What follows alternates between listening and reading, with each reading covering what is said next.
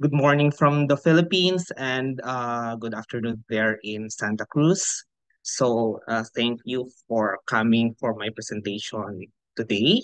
And I am excited to present my capstone project with the Tagbanwa tribe of the Philippines to uphold their customary stewardship of their ocean and coastal territories. But first, I want to introduce myself and how my project originated from my 5 years of community-based conservation work in Busuanga Island, working with the community on fisheries and coastal resource management has significantly influenced me to approach marine conservation work from the local and indigenous perspective.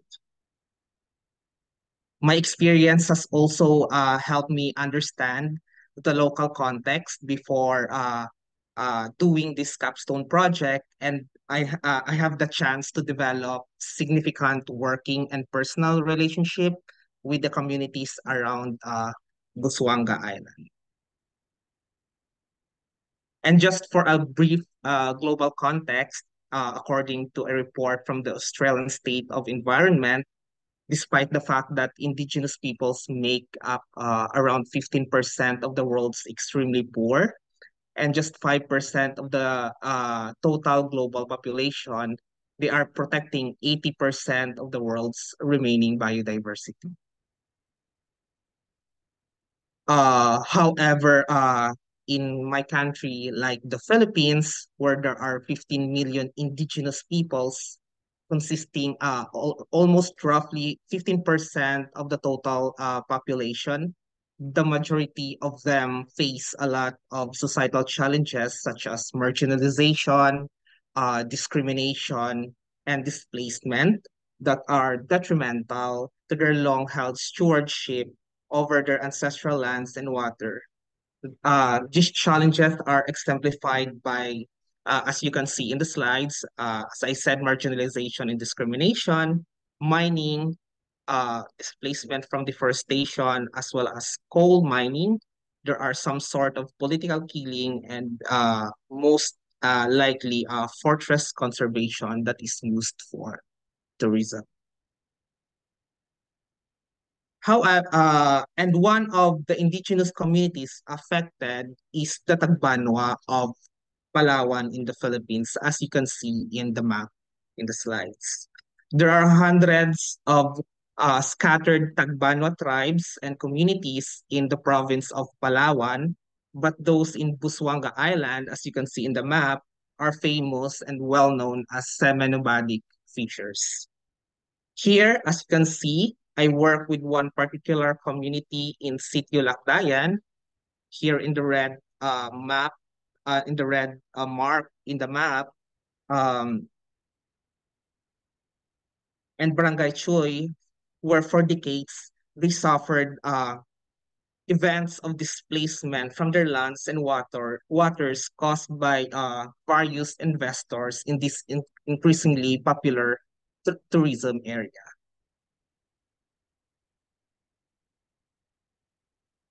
With this, in 2022, my partner organization, C3 Philippines, which is a community-based NGO in Busuanga Island, implemented a project to establish a network of indigenous marine managed area in Busuanga Island.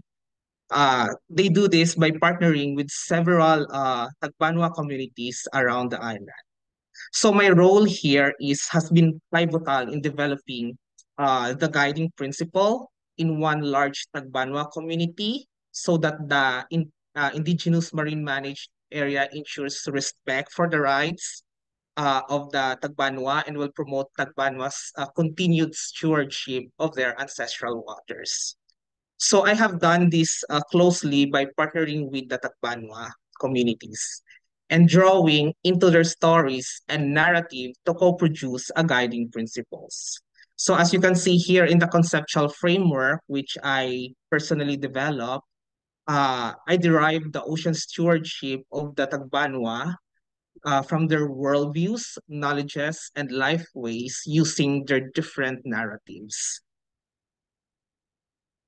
So basically, our first objective was to document the stewardship of their ancestral waters and coast by employing a method called a photo voice technique. So a photo voice technique is a process in which people, usually those with limited power due to poverty, race, class, ethnicity, and gender, culture, or other circumstances, use photo images to capture aspect of their environments and experience and share them with others, in this case with me. With the Tagbanwa, we conducted training in doing the photo voice activities on the ground and provided close guidance to the Tagbanwa participants. In my case, we agreed that I helped them organize the photos and stories collected. What we produce are surprisingly 245 unique photos of various stories of human experiences. So what we do is that the photos and stories generated has been diverse, ranging from their sacred sites, mythologies, histories of resistance, and even to their mundane day-to-day life. In our objective two, we also conducted a participatory coastal resource assessment with the Tagbanwa. So the acronym is PCRA. So PCRA is a process of gathering and analyzing information involving the participation of local communities in coastal resource management, planning, and implementation. So it is actually a multi-method process. So for example, we've done gathering of document information with the help of the Tagbanwa.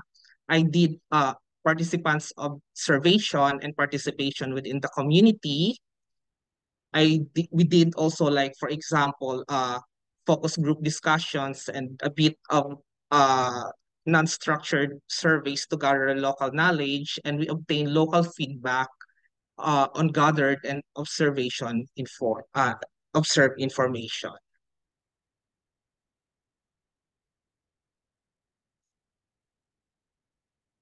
The PCRA aims to produce a coastal environment or coastal area profile that outline the current status of their ancestral waters and coast of the Tagbanwa and what are the changes that happened over time. Also within the report, I try to suggest some possible policy options that the Tagbanwa can use for effective resource management within their ancestral territories. So this is not only the policy option has not been only limited to the establishment of the indigenous marine managed area. But the cream of the crop of my project with the Tagbanwa is the series of storytelling that we have done using the photos collected from the previous photo voice activities. So we extracted insight, induced learning, and created meaning from the experience using the photos that we have gathered. So the meaning and learning we derive from the storytelling sessions have been used to correlate to the three main priorities of the particular Tagbanwa tribe that I'm working with. And how the establishment of the indigenous marine managed area can advance these three main priorities. So, for example, here, their number one priority is to reclaim their ancestral land and waters because they haven't obtained the legal mechanism that they own their land from the Philippine government. Another priority is to restore their indigenous knowledge and culture, especially among the youth, as they have observed. And their third priority is they need to strengthen their customary law as a way to unite or to bring cooperations within the Tagbanwa community. So the result is really astounding. This is the examples from the guiding principles that we have co-produced with the Tagbanwa. From Rosalie's hope for respect for their community and territories, as you can see in the left, So she said that our first recommendation is to have them, which is the investors, to go through our leaders and the community to give us respect before they move to our areas. And we will avoid being fearful. Hopefully, the rights of the indigenous people, especially in ancestral land and waters, will be respected. So, as you can see, looking here at the photos, so at the left, uh, uh, above left, this is Jonard. One of the Tagbanwa youth is looking over their vast ancestral territories while we are heading to our field activities. So another guiding principles that we have derived from the storytelling is that Jonard hopes to uphold the celebratory culture of the Tagbanwa community. So he said that for me, it's enjoyable to revisit the past deeds of our ancestors, and I hope to restore the lost culture, and I hope the youth today will continue it. So at least there's a gathering, and it's been learned that many things have changed now. I think this is perfectly exemplified in the way that we work and evolve working with the Tagbanwa. For example, here in the picture at the bottom is that like for every activities that we have, we give time to mingle, we give time to celebrate our success, and even for the small thing that we have achieve every time we finish a focus group, for example, is that we celebrate and and uh and know each other more. So I think the culture of celebration has been a very important pinpoint for the Tagbanwa culture, and I think they said that uh uh uh it should be integrated in the development of the indigenous marine managed area. So, and one of the example also is that with Rico's plea to uphold resilience in their customary law. So he said here that who will restore the Tagbanwa language? It should be us. We should not rely on other people. When we get home, you should be the one to teach your child because we cannot tell the government. After all, that's what the government will teach, is that they will teach either Filipino and English, but not the Tagbanwa language. And I think it exemplified in the belief and the culture of the Tagbanwa that being resilient means a united community, and a community is equals to resilience. And I think they emphasize that in doing and developing the indigenous marine managed area, community should be the heart of of this project. So in the end, I learned a lot of things.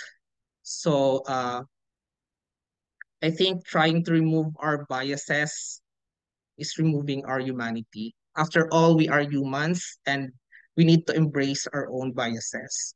The best thing that we can do is to see how our biases can facilitate a more respectful engagement with the community.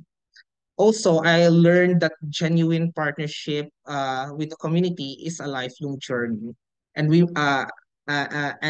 must ensure that in doing so, we foster a relationship that is reciprocal and respectful. So for now, I don't have a definitive plan yet in the future, but I am keen on continuing my work with the Tagbanwa. That is why, along with my indigenous and the current non-indigenous friend, we founded a new NGO that fosters a respectful engagement with the local and indigenous coastal communities. It's quite very new, and we have just registered and founded this last March. So like we're just starting from the scratch. And lastly, I want to give thanks to my CSP advisors, Dr. Mark Carr and Dr. Elena Finkbeiner, for giving their trust and support in my journey towards completing my capstone, as well as to Renante Ramilo for all the support during my times in Busuanga Island, as well as the field team of C3 Philippines. And also, I want to give thanks both to Anne and Sarah of the CSP program that has been always been there to help us. And most of all, I want to thank the Tagbanwa community of Lakdayan, who is despite all the challenges that they are facing, like for example, is poverty and indiscrimination are still able to welcome me and work with me with enthusiasm towards completing this project. So, and also I want to thank the National Geographic Society and the Marine Conservation Action Fund of the New England Aquarium for supporting my project also. So I think this is where my presentation end, and